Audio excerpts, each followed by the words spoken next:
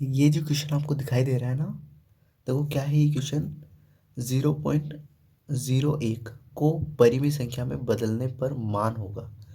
इसको 0.01 को अपन को परिमेय संख्या में बदलेंगे तो इन चारों में से कौन सा मान आएगा।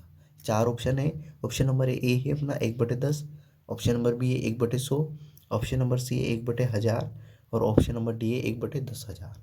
ठीक है, तो देखो इसका आंसर करते हैं। देखो अपना है 0.01 है ना। अब देखो इसको अपन को परिमेय संख्या में बदलना है, तो देखो ये पॉइंट को हटाओ, इस पॉइंट को हटाना पड़ेगा।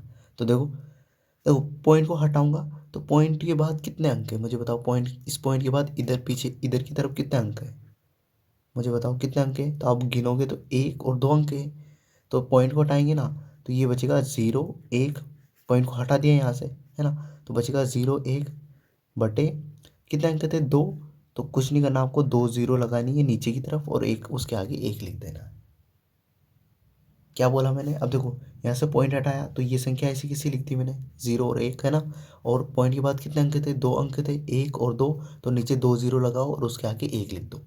जैसे ऐसे होता 0.123। अब पॉइंट के बाद कितने अंक है, 3 है। तो यहाँ से पॉइंट हटता और नीचे आता 1 और उसके पीछे कितनी जीरो लग जाती, 3 जीरो लग जाती। ठीक है, जैसे ऐसा होता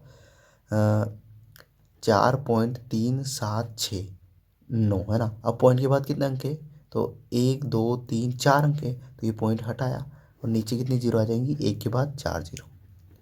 ठीक है, आई होप आप समझ गए होंगे है ना। तो इसका आंसर क्या हो जाएगा, इसको 0.01 को परिमेय संख्या में बदलेंगे तो क्या आएगा 1/100। 1/100 किस में, ऑप्शन नंबर बी में। तो ऑप्शन नंबर बी अपना राइट आंसर हो जाएगा। तो इसका आंसर क्या हो जाएगा, ऑप्शन नंबर बी। तो 0.01 को परिमेय संख्या में बदलने पर क्या है, मान आया अपना 1/100। आई होप आपको समझ में आ गया होगा।